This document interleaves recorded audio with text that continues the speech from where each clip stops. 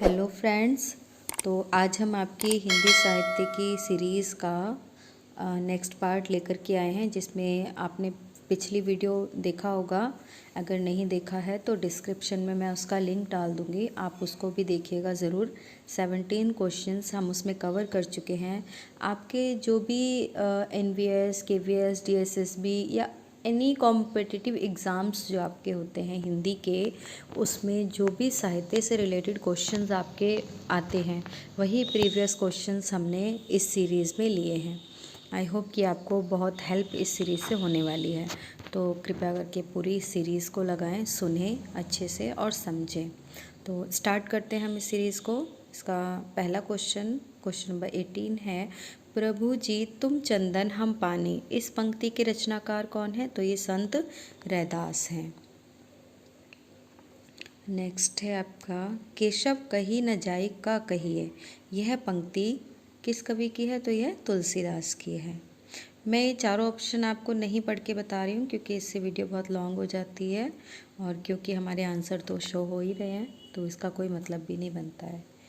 अंगद बैज की रचना किसने की? तो ये ईश्वरदास जी ने की थी। वैसे आप अगर याद करने के लिए अगर इनको रिलेट भी करना चाहें तो बहुत अच्छी बात है, क्योंकि रिलेट करने से हमें चीज़ें बहुत जल्दी याद हो जाती हैं। जैसे रामानुजाचार्य ने किस दर्शन का प्रतिपादन किया? तो विशिष्टाद्वैतवाद। देखिए इसमें क्या है ना, ये बहुत सारे ये आपके द्वैतवाद हैं और इनका जो हम याद करते हैं ना तो मिक्सअप हो जाता है। तो आप इनको चाहें तो ऐसे याद कर सकते हैं कि राम के अनुज जो होते हैं विशिष्ट होते हैं, तो वो विशिष्टाद्वैतवाद हो गया। अद्वैत शंकराचार्य का है, तो अद्वैतवाद यानी आदित्य होते हैं शंकर भगवान, तो उनका आपको याद रहेगा आदित्यवाद। और शुद्धाद्वैतवाद है ना, तो हमें कोई चीज़ शुद्ध मिल जाए तो हमें क्या क्या हमें खुश हो जाते हैं हम लोग ना, तो बल्ले बल्ले करने लग जाते हैं कि हमें बहुत ज़्यादा शुद्ध चीज़ मिल गई। तो इस तरीके से अगर आप रिलेट करना चाहें तो आराम से ये चीज़ें हमें याद हो जाती हैं। तो रामानुजाचार्य का क्या है? विशिष्टाद्वैतवाद। ये सभी क्वेश्चंस बेटा आपके एग्ज़ाम्स में आए हुए हैं और हमेशा ही रिपीट होते हैं। नेक्स्ट है आपका, राधा वल्लभ संप्रदाय का प्रवर्तन किसने किया है? तो हित हरिवंश ने।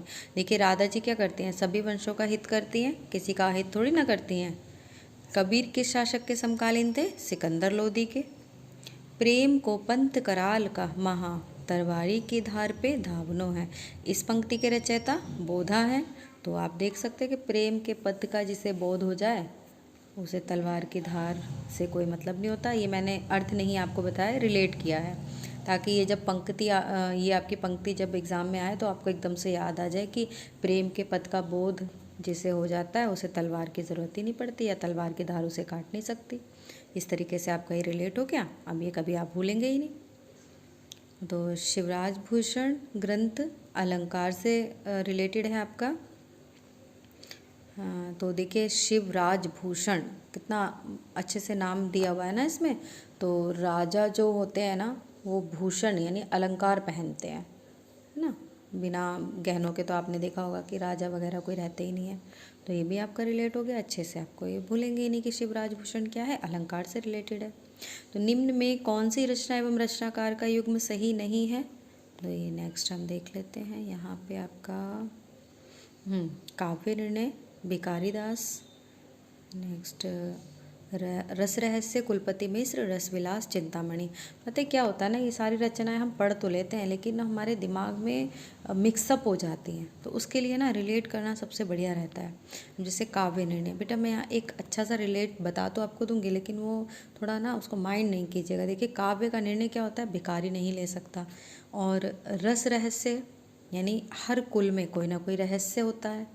और जो रस विलास यानी जो विलासिता में पड़ा रहता है, जो रस वगैरह पीता, मतलब विलासिता का रस जो ग्रहण करता है, उसे पहले तो चिंता नहीं होती और बाद में उसका सब कुछ खत्म हो जाता है, तो वो चिंता ही चिंता में पड़ा रहता है। अच्छा, भाव विलास जो आपकी है ये केशव दास की नहीं है, ये रॉन्ग है आपका। तो भाव विलास की रचना लक्ष्मी निधि चतुर्वेदी जी ने की है।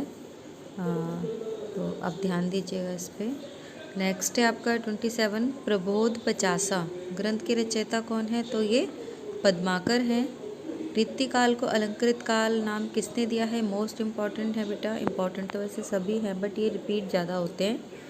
तो मिश्र बंधु ने अलंकृत काल कहा है रीति काल को।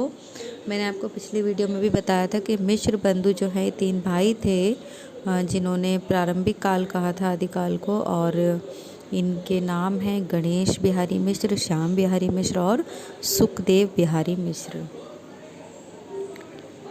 नेक्स्ट है आपका, निम्न में से किस कवि ने सतसई की रचना की है? तो ये सेनापति जी ने की है। तो आप इसका भी लगा सकते हैं कि 7 समुंदर पार करके सेना हमारी जीत कर आई। धन्य भारत भूमि सब रत्ननी की उपजावनी, इन पंक्ति के रचनाकार बद्री नारायण चौधरी प्रेमघन हैं।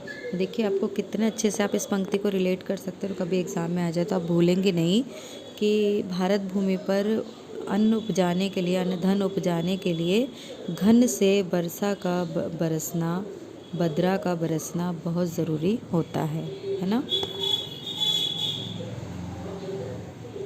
भारतेंदु ने यात्रा वृत्ति संबंधी कौन सी रचना लिखी है? तो ये सरयू पार की यात्रा।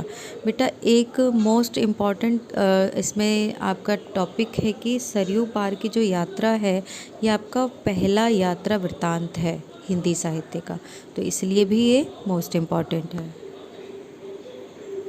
तदीय समाज से किसका संबंध है? तो तदीय समाज से भारतेंदु हरिश्चंद्र जी का संबंध है। और तदीय का क्या अर्थ है? तदीय का अर्थ होता है सबसे संबंध रखने वाला।